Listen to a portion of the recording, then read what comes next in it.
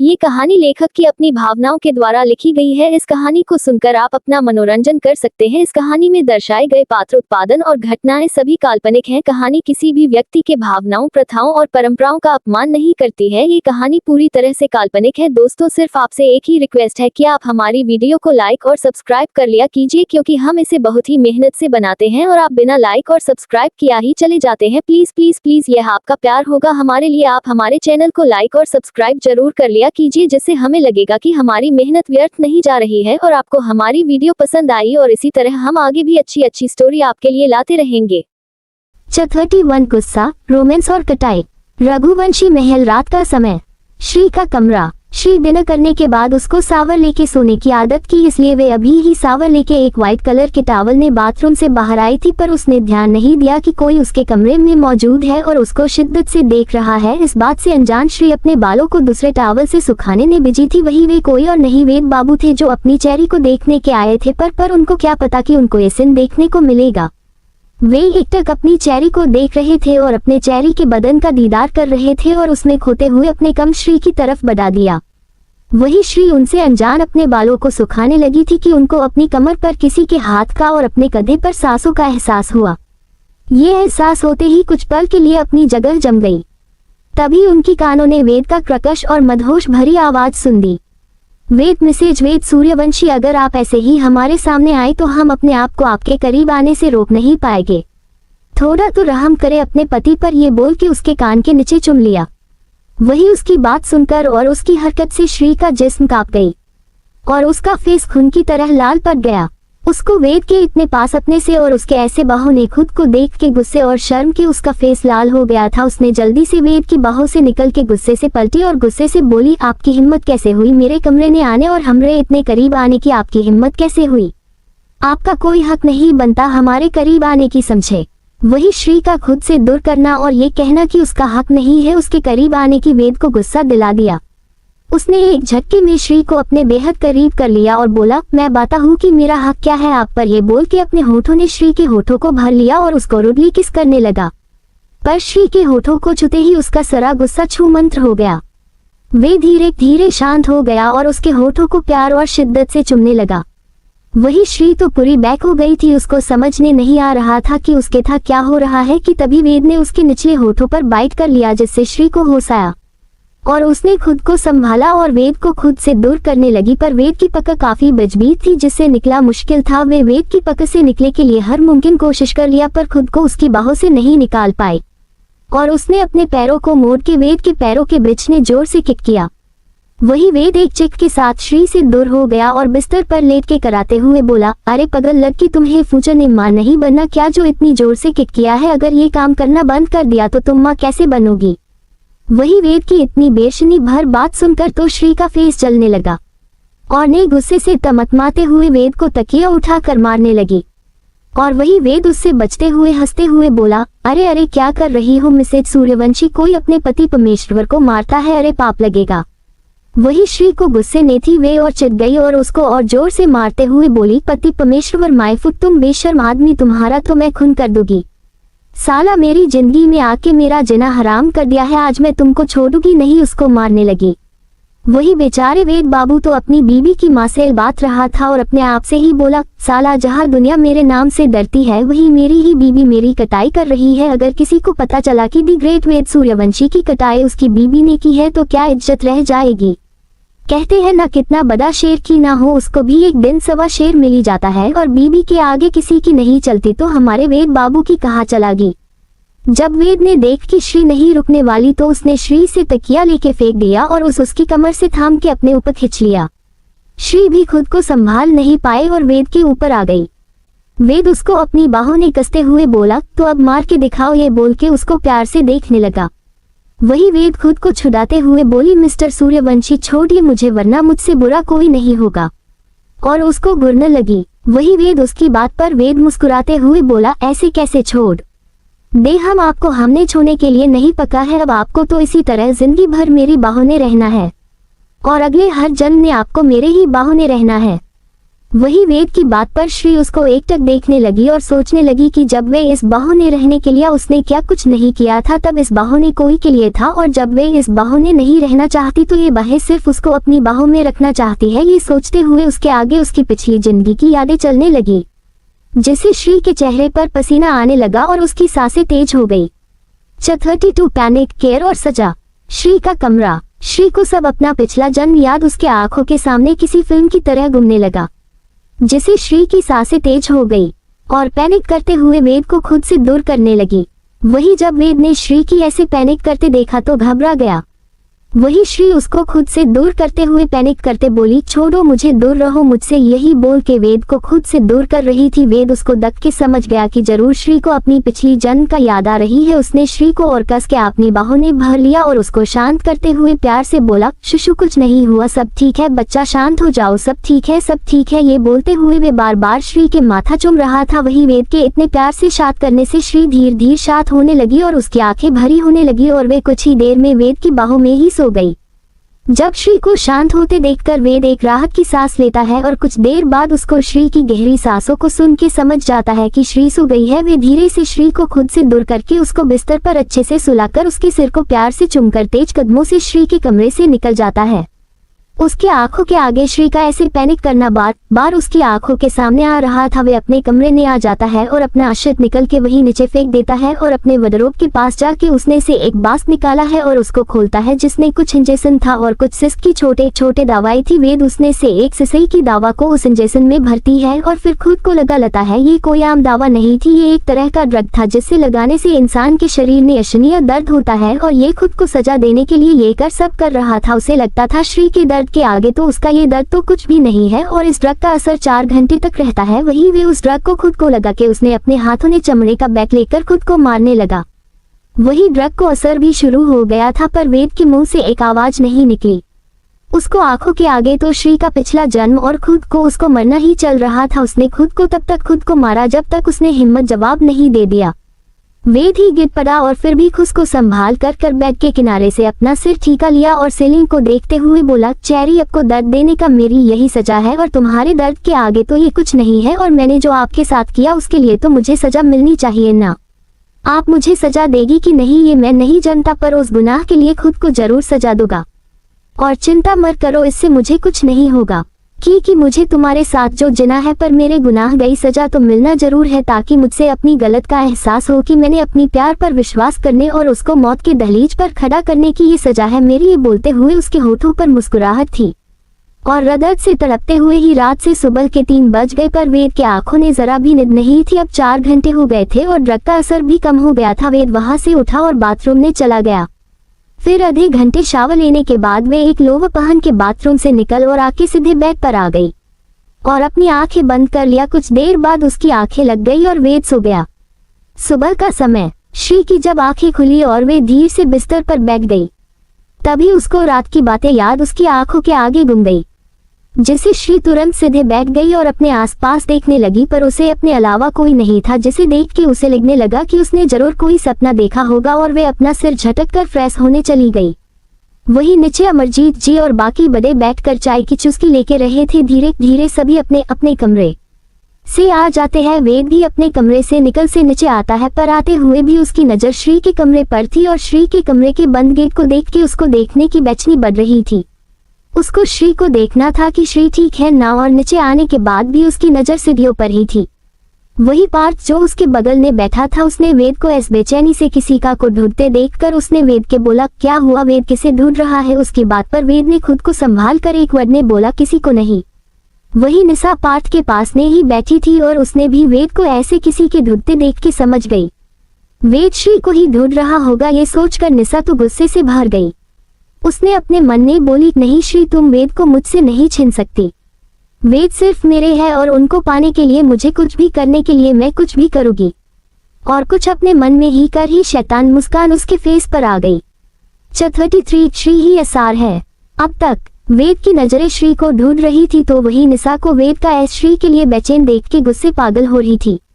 अब आगे सभी लोग हॉल में बैठ के बातचीत कर रहे थे तो वही वेद की नजर श्री को तलाश रही थी। तभी श्री उसको सीढ़ियों से नीचे आ रही थी। उसने आज बिजनेस सूट पहना थी जिसने और उसे उस पर से उसका एलिगेट ऑरा उसकी खूबसूरत को चार चंद लगा रहा था। वही सबकी नजर श्री पर चलेगी तो वही सघानिया और सूर्यवंशी परिवार हैरान होकर देख रहे थे और सोच रहे थे कि श्री ने बिजनेस सूट ही पहना है।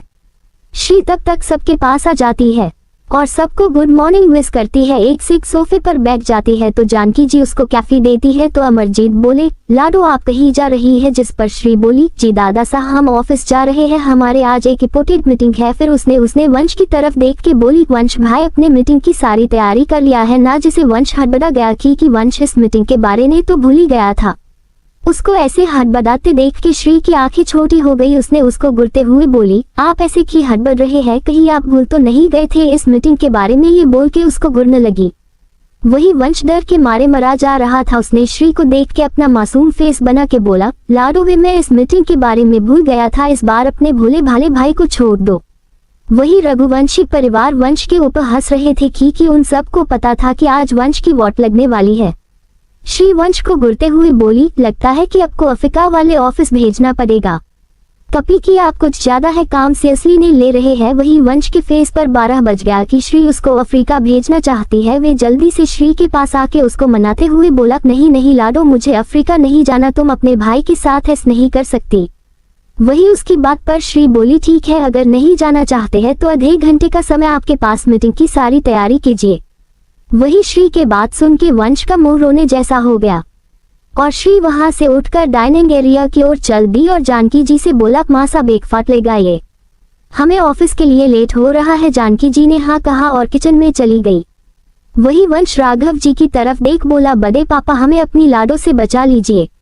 तो राघव जी बोले, सॉरी बेटा जी हम कुछ नहीं कर सकते, और आपको तो पता है ना लाडो को काम ने कोई गलती करे उसको पंसद नहीं है, तो जाए अपना काम कीजिए वरना अधिकार जाने के लिए तैयार हो जाइए। वही राघव जी की बात पर वंश जल्दी से खड़ा हुआ और वहां से भागते हुए बोला, नहीं मुझे नहीं जाना अनीता, इससे बढ़िया मैं मीटिंग की तैयारी ही कर लेगा। ये बोलते हुए भाग गया। वही सब हंसने लगे। तभी अमरजीत जी बोले, हमारी लाडो आज इसीलिए तो इतनी ऊंचाई पर है, वे अपने काम को पूरे लगन से करती है, इसीलिए तो आज उसने इतना बड़ा अपाया अपने दम पर खड़ा किया है। उनकी बात पर रघुवंशी परिवार के फेस पर मुस्कान आ गई।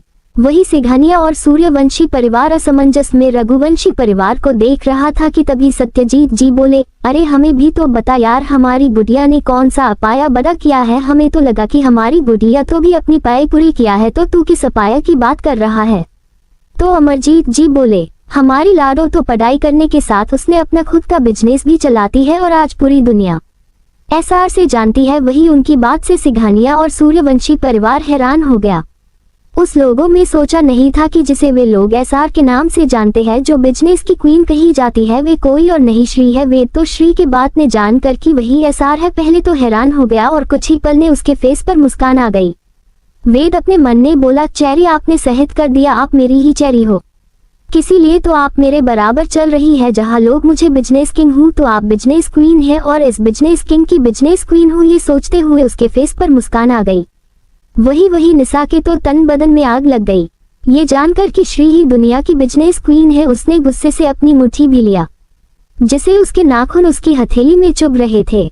वही सब उठ के डाइनिंग एरिया आ गई, अपना ब्रेकफास्ट करने लगे। वही श्री के पापा की नजर बार बार श्री पर जा रही थी और वे सोच रहे थे कि अगर श्री उनके पास होती तो वे कितना खुश होते और उनका सिर रगब से ऊंचा करके सबसे कहते कि उनकी बेटी ही बिजनेस क्वीन एसआर है। लेकिन उनकी एक गलत ने अपनी खुद की बेटी इतनी दूर हो गई कि वे उनको खुद का पिता नहीं मानती है। आज राघव जी उसके लिए उसके पिता है ना कि वह है, ये सोचकर उनकी आंखें भर आई। वही श्री ने अपना ब्रेकफास्ट करके उठते हुए बोली, मासा मैं चलती है। फिर अपने भाई और दोस्त की तरफ देख बोली, क्या आप सब ऑफिस नहीं जाना? तो सब ने जल्दी से हाँ कहकर अपना ब्रेकफास्ट करने अपने अपने ऑफिस के लिए निकल गए। वही वेद ने बोला कि उसको भी अपने ऑफिस में काम है, जो ऑफिस उसका राजस्थान में है उसको वहां जाना है, जिसे सुन के पार्थ भी उसके साथ भी चला जाता है। वही सब अपने ब्रेकफास्ट करके कुछ लोग अपने कमरे में चले जाते हैं तो कुछ लोग अपना काम करने लगते हैं। 34 सिघानिया, सूर्यवंशी का जाना और वेद श्री का रोमांस। अमरजीत जी, राजीव जी और सत्यजीत जी बैठकर बातें कर रहे थे। तभी राजीव जी बोले, यारा मैं कह रहा था कि पूजा तो हो गई और हम चाहते हैं कि इस बार की दिवाली में अपनी जन्मभूमि से मनाएं। इसलिए हम अपने रियासत प्रतापगढ़ जाएंगे और हम वही रहेंगे। तभी वहाँ अमर जी आते हुए कहते हैं, अमर जी हाँ अंकल जी, हम भी मूवी के लिए निकल रहे हैं और पूजा तो हो गई, हमें भी मूवी जाना होगा। तो अमरजीत जी बोले ठीक है आप सब जा सकते हैं, पर जब भी कोई फंक्शन हो तो सबको आना होगा। तभी सभी लोग आ गए। तो श्री बोली कहाँ जाने की बात हो रही है दादा सा? तो अमरजीत जी तेरे बड़े दादाजी अपनी रियासत जाना चाहते हैं और अमर बेटा मूवी जाने को बोल रहे हैं। तो श्री ने अपने सिरहाने हिला दिया। वही वेद को जाने की बात सुनकर बेचैनी होने लगी। वे तो अपनी चेरी से दूर जाने की बात से ही बेचैन हो गया था, पर उसको ये जान के कि वे अभी अपने रियासत जा रहे हैं थोड़ा शांत हुआ। अमर मूवी जाता तो वे श्री से मिलने के लिए उसको लंबी सफर तय करनी पड़ती। वही निशा जाने की बात से उसको खुशी नहीं हो रही थी कि वे श्री को यहाँ इतना खुश रहना उसको बर्दाश्त नहीं हो रहा था। वे अपने मन में बोली मैं तुमको यहाँ राज करने नहीं दूंगी, अगर आज नहीं तो कल तुम्हारी खुशियाँ छुनकर ही रहोगी, चाहे कुछ भी करना पड़े। तो सिंघानिया और सूर्यवंशी परिवार अपनी पैक करने चला गया और श्री अपने कमरे में फ्रेश होने चली गई। वही वेद जो अपने कमरे में जा रहा था वे अपने कदम श्री के कमरे की तरह बढ़ा दिया। जब वेद श्री के कमरे में आया तो श्री अपने फोन से किसी से बात कर रही थी। वेद ने श्री की तरफ अपने कदम बढ़ा दिया और उसके पास आके उसको अपनी बाहों में भर लिया। वही किसी के अचानक बाहों में भरने से श्री थोड़ा चौंक गई, पर अपने पास से जानी पहचानी खुशबू से उसको पता चल गया कि यह कौन है जिसने उसको अपनी बाहों में लिया है। उसने अपना फोन कट किया और पीछे घूम गई और वेद को खुद से दूर करके बोली ये क्या कर रहे हैं आप, और आप मेरे कमरे में क्यों आए हैं? जाए यहाँ से वरना मुझसे बुरा कोई नहीं होगा। और उसको गुस्से से घूरने लगी। वही श्री को खुद को यूं दूर करना वेद को पसंद नहीं आया। उसने एक झटक से श्री को खुद के करीब कर लिया और उसके होठों को अपने होठों में कैद कर लिया और उसको गहराई से चुमने लगा। श्री तो फ्रिज हो गई। फिर खुद को संभाल कर उसने वेद को खुद से अलग करने की कोशिश करने लगी, पर वेद की कई ताकत के आगे वे कमजोर पड़ रही थी। वेद ने जब श्री को खुद से खुर करना वेद को और गुस्सा दिला रहा था। अब वे उसको किसके साथ बाई भी रख रहा था। वही श्री अब उसके ऐस करने से कमजोर पड़ने लगी और अब तो उसकी सांसें भी लेने में तकलीफ हो रही थी। वही वेद को जब लगा कि श्री सांसें नहीं ले पा रही है तो उसने धीरे से उसके होठों को आजाद कर दिया। वही श्री अपने सिर वेद के सीने पर रख के गहरी गहरी सांस ले रही थी।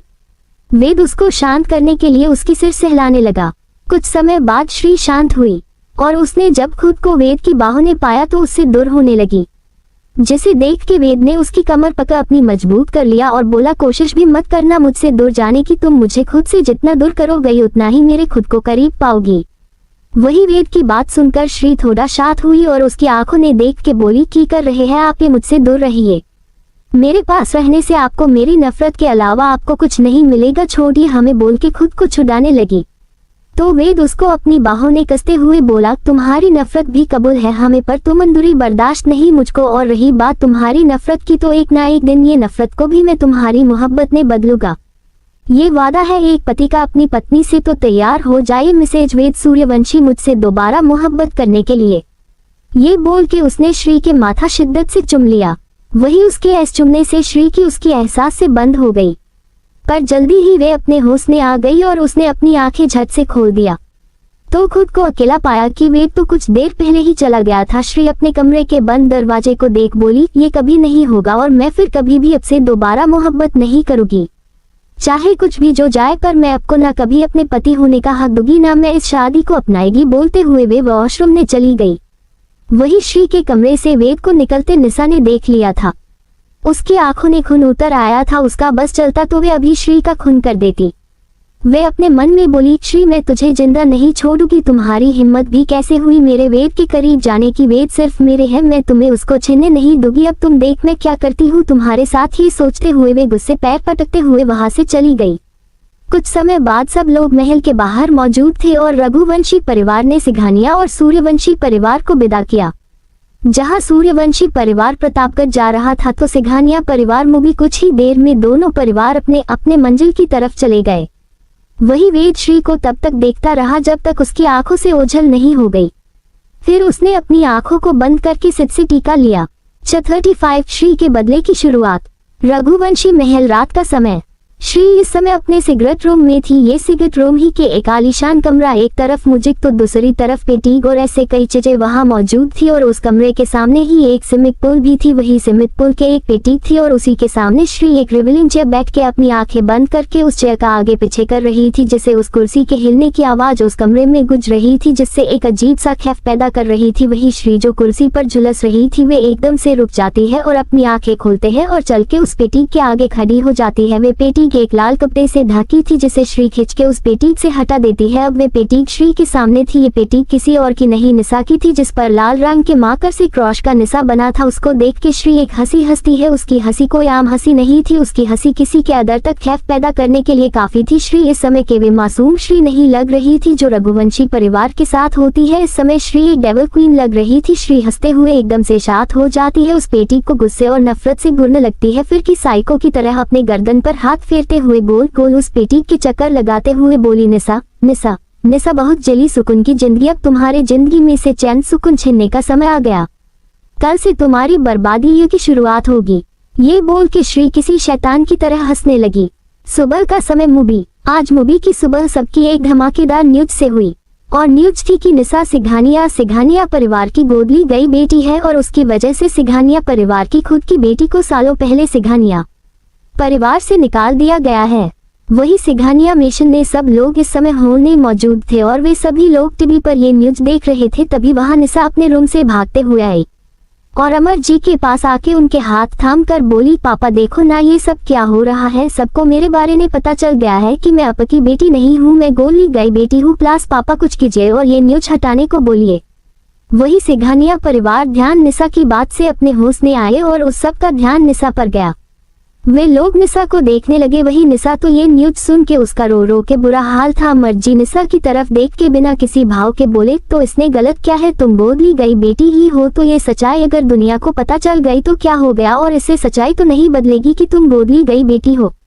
वही अमर जी की बात सुनकर निशा हैरान हो गई और उसने अमर जी से रोते हुए बोला, पापा आप क्या कह रहे हैं, मैं तो आपकी बेटी हूँ ना, आपकी प्रिंसेस हूँ, आप ऐसा कैसे बोल सकते हैं। वही श्री से मिलने के बाद से ही अमर जी को एहसास हो गया था कि उन्होंने अपने खुद को बेट के साथ गलत किया है। गोद ली गई बेटी के लिए अपनी बेटी को नजरअंदाज किया और शायद उसको गलत भी समझा, जिसका नतीजा ये हुआ कि आज उनकी खुद की बेटी उनको अपना पिता नहीं मानती और उनसे दूर हो गई है, सिर्फ निशा की वजह से। अमर जी ने गुस्से से निशा के हाथ को झटका और बोले, मैं बिल्कुल ठीक बोल रहा हूँ, तुम गोद ली गई बेटी हो जिसकी वजह से इस घर की बेटी हम सब दूर हो गई और तुम नहीं हो मेरी प्रिंसेस। मेरी बेटी थी, मेरी श्री थी, ना कि तुम मेरी प्रिंसेस हो। अगर तुम नहीं होती तो शायद ने प्रिंसेस मेरे पास होती, सब तुम्हारी वजह से हुआ है। वही निशा अमर जी के बात से और रोने लगी और शीतल जी के पास गई और बोली, माँ देखो ना पापा क्या बोल रहे हैं कि मैं गोद ली गई बेटी हूँ, मैं उसकी प्रिंसेस नहीं हूँ, वे श्री उनकी प्रिंसेस है। माँ आप बोलिए ना कि मैं आप सबकी प्रिंसेस हूँ, वे श्री नहीं है। फिर वे शीतल जी से थोड़ा दूर होके बोली, ये सब उस श्री ने किया, उसने ही ये न्यूज लिख किया है कि मैं सिंघानिया की गोद ली गई बेटी हूँ, मैं उसको छोड़गी नहीं, जान से मार दूंगी। वे पागलों की तरह चिल्लाने लगी, I will kill you Shri, I will kill you Shri. तभी उसके एक झनाटेदार थप्पड़ पड़ा। एक पल के लिए उसका सिर घूम गया और उसने देखा कि ये थप्पड़ किसी और ने नहीं शीतल जी ने मारी थी और गुस्से से कांप रही थी। शीतल बस बहुत हो गया तुम्हारा, जिस पर तुम इल्जाम लगा रही हो वे यहाँ मौजूद भी नहीं है और तुम बोल रही हो कि ये सब श्री ने किया है, मेरी बेटी ने किया है। मैंने तुम्हें अपनी खुद की बेटी से ऊपर रखा, उससे ज्यादा तुम्हें प्यार दिया और आज जब मेरी बेटी यहाँ नहीं है तब भी तुमको लगता है ये सब श्री ने किया है। आखिर उसको इसे मिलेगा क्या जब वे हमें अपना परिवार ही नहीं मानती है। वे तुम्हारे बारे में ऐसा करके उसको हासिल क्या होगा, क्या वे फिर से हमें अपना मानेगी, तो ये सब करके उसको हासिल क्या होगा बोलो। ये कहते हुए वे फपक कर रोने लगी कि उनको आज लग रहा था उन्होंने निशा की वजह से ही उनकी बेटी उनसे दूर हुई है। निशा ने फिर पार्थ की तरफ देखा तो पार्थ भी उस पर ध्यान ना देके अपनी माँ संभाल रहा था। अमर जी वहां से अपने कमरे में चले गए और पार्थ भी शीतल जी को लेकर उसके कमरे में चला गया। धीरे धीरे सब लोग अपने अपने कमरे में चले गए। वही निशा वहां अकेली खड़ी रही और अपने परिवार को ऐसे जाते देखकर उसके मन में श्री के लिए और भी गुस्सा और नफरत भर। वे अपने कमरे में आके गेट बंद कर दी और कमरे में रखी चीजों को जमीन पर पटक के तोड़ने लगी और पागलों की तरह अपने बालों को नाचते हुए बोली, श्री तुमने ये ठीक नहीं किया, तुमको ये नहीं करना चाहिए था, मैं तुम्हें जिंदा नहीं छोड़ूंगी, जान से मार दूंगी तुम्हें। बोलते हुए पागलों की तरह हरकत करने लगी। इस समय निशा किसी पागल की कम नहीं लग रही थी। वही राजस्थान ने सूर्यवंशी कॉर्पोरेशन के 18वां फ्लोर पर वेद अपनी ऑफिस के केबिन में अपनी शानदार कुर्सी पर बैठी थी और हाथ में फोन था जिस पर निशा की न्यूज ही चल रही थी।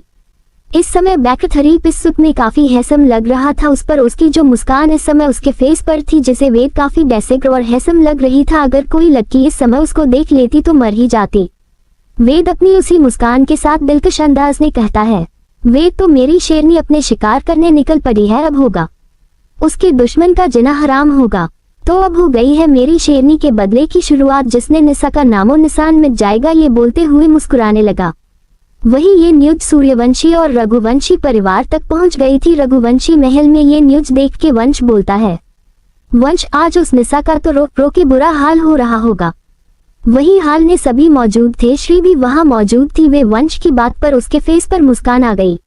वे अपने मन में बोली, निशा सिंघानिया ये तो शुरुआत है, आगे आगे देखो क्या होता है तुम्हारे साथ। जितना दर्द मैंने सहा है उससे कई गुना दर्द मैं तुमको दूंगी, और जिस परिवार के वजह से इतना उड़ रही हो वे परिवार ही तुमसे छिन लगी। सब देखती जाओ। ये सोच के उसके फेस पर शैतान मुस्कान आ गई। दोस्तों स्टोरी लेट लिखी जा रही है, इसलिए एपिसोड लेट अपलोड हो रहे हैं। मैं आशा करती हूँ आप सब समझेंगे। 36 पार्थ का दर्द और वेद का फोन। अब आगे। मुंबई सुबह का समय सिंघानिया मिशन में आज चारों तरफ शांति फैली थी। कल निशा के बिहेवियर से सिंघानिया के सभी सदस्य हैरान और परेशान थे और कल से किसी ने भी उससे बात नहीं किया था। वही पार्थ के रूम में पार्थ अपने हाथ में एक फोटो फ्रेम को लेके बैठा था और एकटक उस फोटो को देख रहा था। इस समय उसकी आंखों ने नमी थी। वे उस फोटो पर अपने हाथ फेरते हुए बोला, गुड़िया आप अपने भाई से इतनी नफरत की करती है, हमने तो आपके भाई है ना, हम आपसे बहुत प्यार करते हैं। गुड़िया आप तो हमें अपना भाई भी नहीं मानती कि गुड़िया अपने भाई से इतनी नफरत की। हम जानते हैं कि आप हमसे आपको बहुत दर्द दिए हैं, हमने आपको नजरअंदाज किया, आप पर गुस्सा किया, आपसे बातें नहीं किया, पर हम आपसे तब भी आपसे बहुत प्यार करते थे। आपने भाई को माफ कर दो गुड़िया, आपने भाई को माफ कर दो, हमसे गलती हो गई। हमने निशा के आने के बाद तुम पर ध्यान नहीं दिया और निशा को जाने अजाने ने तुम्हारी जगह दी, जबकि तुम मेरी खुद की बहन थी जिसे मैंने बचपन से अपने बच्चे की तरह प्यार किया। उसको किसी और के आ जाने से मैं उसको ध्यान नहीं दिया, जिसकी वजह से आप हमसे इतनी दूर हो गई है। मुझे माफ कर दो गुड़िया। Folded hands, folded hands, folded hands, folded hands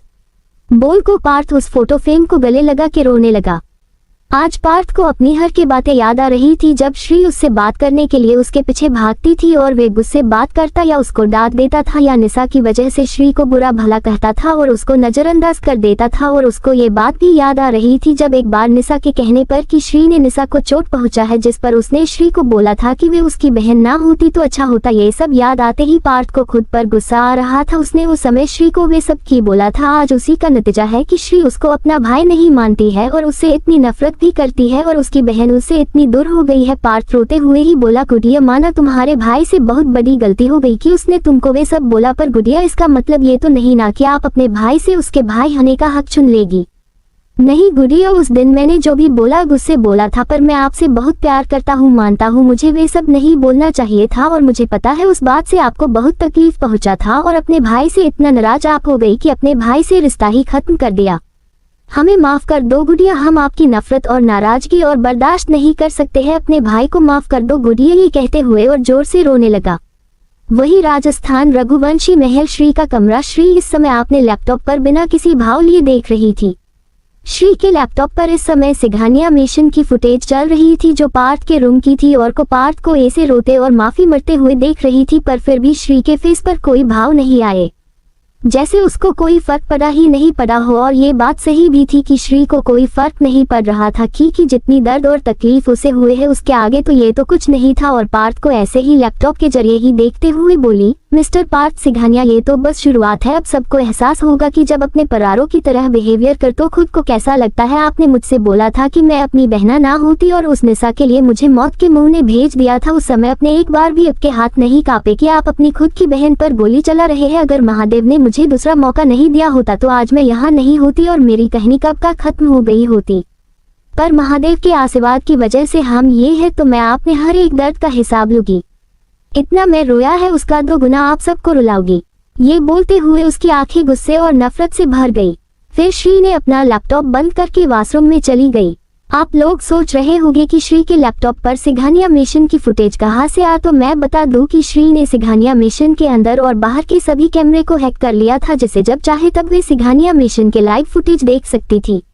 कुछ देर बाद श्री वॉशरूम से बाहर आई, तभी उसका फोन बजा। फोन की आवाज सुन के श्री फोन को उठाया तो देखा कोई नए नंबर से फोन आ रहा था, तो उसके एक नजर देख के उठा लिया कि उसके कानों ने किसी की मैग्नेटिक और रक्कस आवाज सुनाई दी, जिसे सुन के श्री एक पल के लिए हैरान हो गई। फिर खुद को संभाल कर बोली, मिस्टर सूर्यवंशी, आपको हमरा नंबर कहाँ से मिला?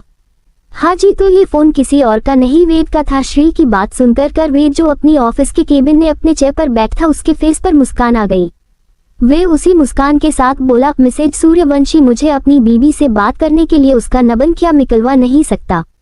मैं तो बात क्या, अपनी बीवी को आपने पास करने के लिए कुछ भी कर सकता हूँ। वही श्री तो वेद की बातों से चिढ़ गई और बोली, मिस्टर सूर्यवंशी, अगर आपने अपनी बकवास करने के लिए फोन किया है तो मैं रख रही हूँ, और मुझे आपकी तरह टाइम वेस्ट करने के लिए समय नहीं है, समझे? तो दोबारा मुझे बकवास करने के लिए फोन मत करना, बोल के उसके वेद का फोन काट दिया। वही श्री के फोन काटने से वेद अपने फोन को घुरने लगा और बोला, बीबी, ये तुमने ठीक नहीं किया, इसकी पनिशमेंट जरूर मिलेगी। ये और चेयर से उठकर और अपनी कोट को ठीक करते हुए केबिन से बाहर निकल गया। 37 निशा की साजिश, श्री का बदला।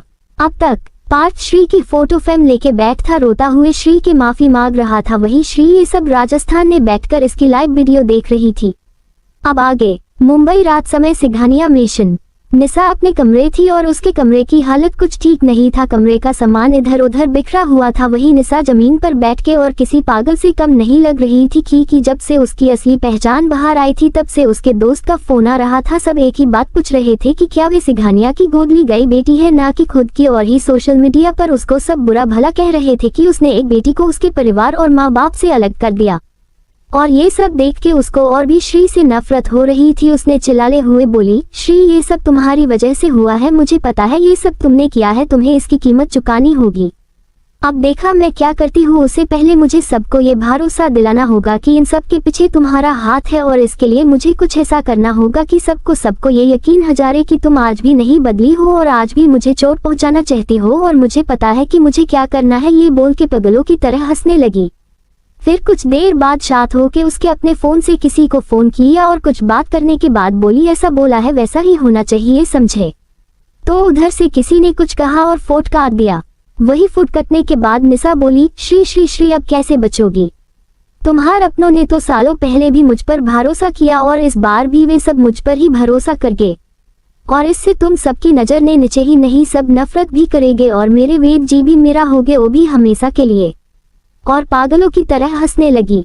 वही इस बात से अनजान कि उसकी सारी बात और हरकत कोई लाइव देख रहा है और सुन भी रहा है। जी हाँ, तो ये कोई और नहीं हमारी श्री थी, जो कि अपने ऑफिस में बैठ के निशा की बातें और हरकत देख रही थी। उसके फेस पर एक डेविस मुस्कान थी। उसने अपने नजर अपने लैपटॉप पर गड़ाए हुए ही बोली, निशा सिंघानिया, अगर तुम मेरे खिलाफ एक कदम बढ़ा गई तो मैं तुम्हारी बर्बादी की तरह कदम बढ़ाऊंगी। वैसे मानना पड़ेगा क्या प्लान बनाया था, पर अफसोस तुम मेरा कुछ नहीं बिगा पाओगी कि तुम्हारी हर हरकत पर मेरी नजरें है, पर मैं तुम्हारे लिए इतना जरूर करे कि तुम ऐसी जिंदगी जियो जिसमें सिर्फ दर्द तकलीफ के अलावा कुछ ना हो, मौत से भी बदतर जिंदगी हो तुम्हारी, जिसे मैं कोई कसर नहीं छोड़ा गई। ये बोल के डेविस तरीके से हंसने लगी। अगर इस समय कोई उसको देख लेता तो डर के मारे मर ही जाता। और उसने फोन से एक फोन किया और बोली, उसकी सारी फोटो और वीडियो पुलिस को दे दो और उसकी हरकत को सोशल साइट्स पर अपलोड कर दो, ताकि सबको पता चले कि सिंघानिया की गोद ली गई बेटी को उसके सिंघानिया होने का कटना घमंड है, और ऐसे वे दूरों पर अपने रोप जाती है, और सिंघानिया परिवार को भी तो पता चले कि उसकी गोद ली गई बेटी कितनी मासूम है। ये बोल के उसने अपने फोन काट दिया और शैतानों की तरह मुस्कान के साथ फिर अपना काम करने लगी और फिर महल के लिए निकल गई। सुबह का समय मुंबई का सुबह एक और धमाकेदार न्यूज से हुई। तो न्यूज ये थी कि निशा सिंघानिया, जो कि सिंघानिया परिवार की गोद ली गई बेटी है, उसका घिनौना सच। निशा सिंघानिया परिवार के बेटी बन के वे अपने स्कूल और कॉलेज में उसने कोई बच्चों को बुली किया करती थी, और यही नहीं, उन सभी बच्चों को इस तरह टॉर्चर करती थी कि किया ने अपनी जान देने की कोशिश की, जिसकी फोटो और वीडियो सोशल साइट्स अपलोड थी। तो वही इन सब से बेखबर सिंघानिया परिवार अपना बेकफाट कर रहा था कि एक नौकर भागते हुए आए और बोला, मालिक बाहर पुलिस आई है। वही नौकर की बात पर सिंघानिया परिवार हैरान हो गए। तो सत्यजीत जी ने कहा, पुलिस इस समय हमारे मिशन में क्या कर रही है? जिस पर अमर जी ने कहा, पापा हमें भी नहीं पता चलाया, चल के देखते हैं। ये बोल के वे हॉल में आ गए, उनके साथ सभी वहां आ गए। तो उसके पास एक इंस्पेक्टर और 2 महिला हवलदार आई थी। उनको देखकर पार्थ बोला, इंस्पेक्टर आप यहाँ कोई काम है जो आपको यहाँ आना पड़ा?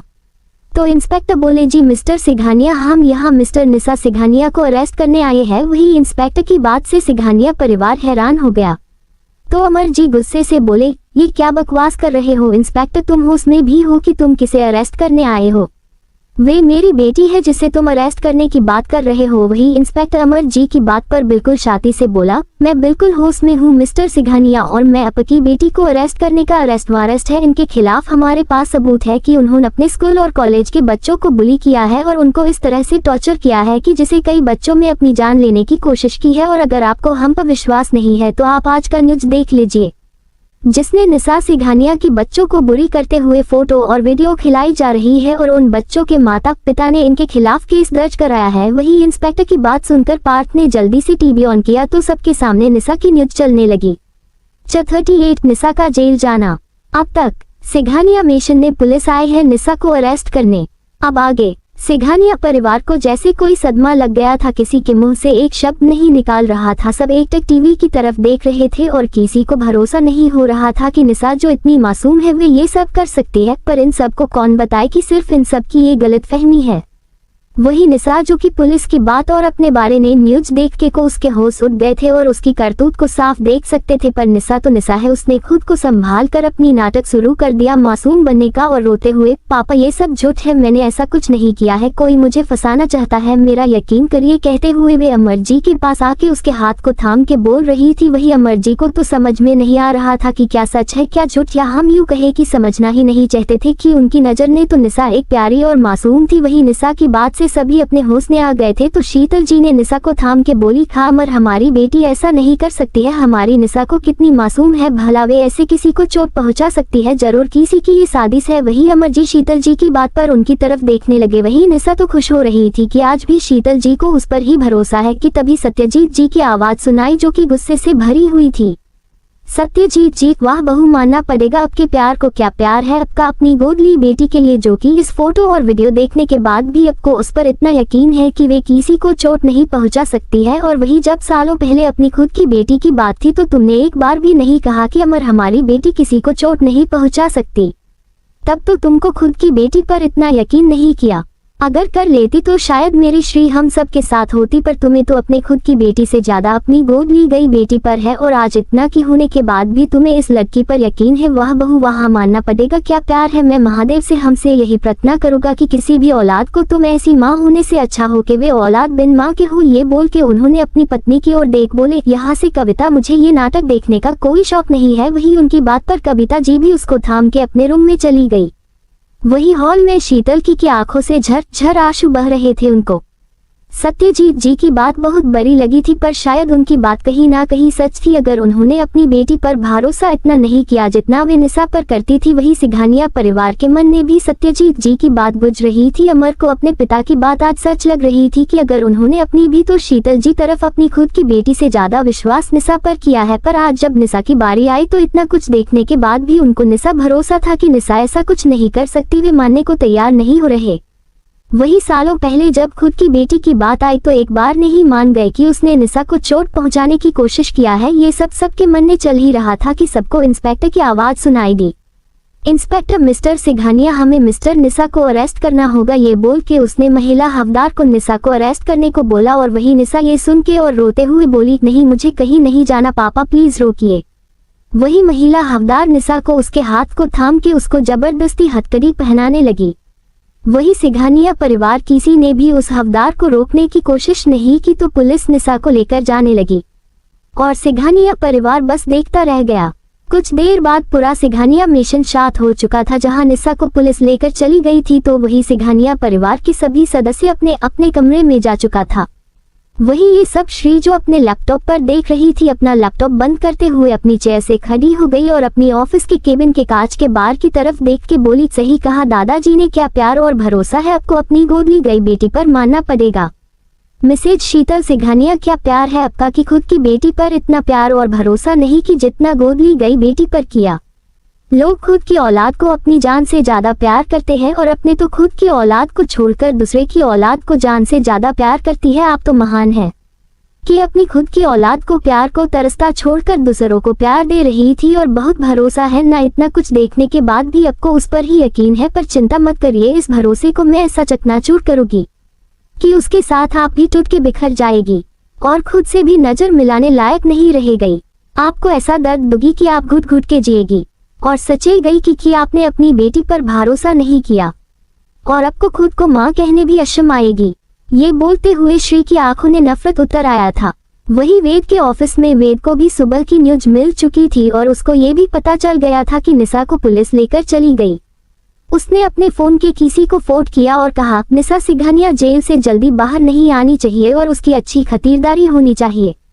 ये बोल के उसने फोन रख दिया और अपने चेयर पर अपना सिर को ठिकाने हुए बोला, निशा सिंघानिया, तुमको सजा देने का हक तो मेरा चेरी का है, पर मैं भी तुमको सजा दूंगा कि तुम्हारी वजह से ही मैंने अपनी महबूब पर भरोसा नहीं किया था। तुम्हारी वजह से मैंने अपनी चेरी को गलत समझा और उसको तकलीफ पहुंचाई। यही नहीं, तुम्हारी वजह से मैंने इन हाथों से उस पर गोली चलाई थी। सब तुम्हारी वजह से हुआ है, जिसकी सजा मैं तुमको देके रहूंगा। ये बोलते हुए अपने हाथ को देख रहा था और उसकी आंखों में निशा के लिए बेशुमार नफरत झलक रही थी।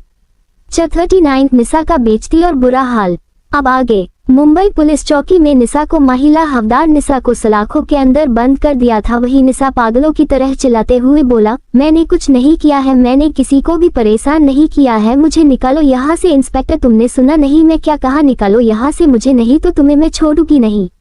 उसके चिल्लाने से इंस्पेक्टर को गुस्सा आ रहा था। वे उस सलाखों पर अपने डंडे से मारते हुए बोला, चुप बिल्कुल पुलिस, अगर अब तुमने चिखाया चलाया तो मैं तुम्हें नहीं छोड़ूंगा। आई बात समझ में? ये बोल के उसको गुस्से गुड़ने लगा। वही निशा तो उसके डंडा मारने से डर गई, पर फिर भी उसकी अकड़ कम नहीं हुई और उस इंस्पेक्टर को गुस्से और नफरत से देख के बोली, तुम्हें क्या लगता है कि तुमसे मैं डर जाऊंगी? तो तुम गलत सोच में निशा सिंघानिया हूँ और सिंघानिया परिवार की प्रिंसेस हूँ, तुम मेरा कुछ नहीं बिगाड़ सकते हो, समझे? और वही उसकी बात सुनकर इंस्पेक्टर और वहां मौजूद सब पुलिस वाला ने उसकी तरफ देखा, फिर एक दूसरे को देख के जोर जोर से हंसने लगे।